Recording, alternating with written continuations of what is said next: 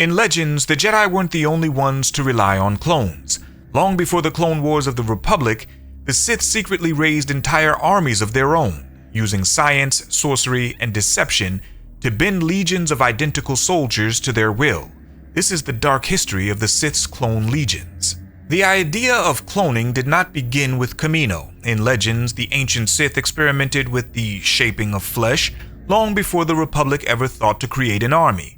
Using alchemy, they twisted life itself, cloning and mutating both humans and beasts into monstrosities.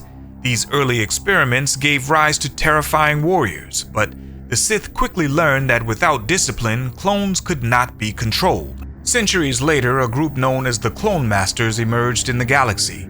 These dark scientists perfected cloning techniques capable of producing entire armies in secret. Though not always Sith themselves, their work attracted the attention of the Dark Lords. One Sith cult seized their technology, attempting to forge an unstoppable clone army. But the Jedi struck hard, wiping out the Clone Masters in what became known as the Clone Wars of the distant past, a brutal conflict that foreshadowed the galactic war to come. And not every Sith attempt at cloning involved armies. Some Dark Lords sought to create perfect vessels for themselves. Dark Empire Comics tells us of Emperor Palpatine's clones on Biss. He grew these bodies in secret so his spirit could live forever. But even before Palpatine, Sith Lords like Darth Gravid and Darth Plagueis explored cloning as a tool of domination, crafting experiments meant to bend life itself to Sith command. Ultimately, the Sith's obsession with cloning mirrored their own flaws, a desire for control without balance.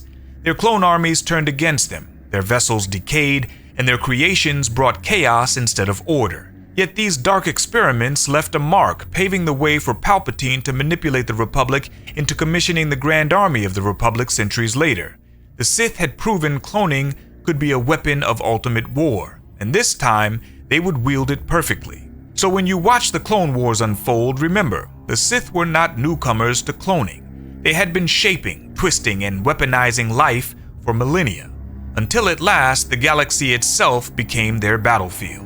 Thanks for watching. Let me know your thoughts in the comments, and as always, subscribe and follow for more Star Wars content.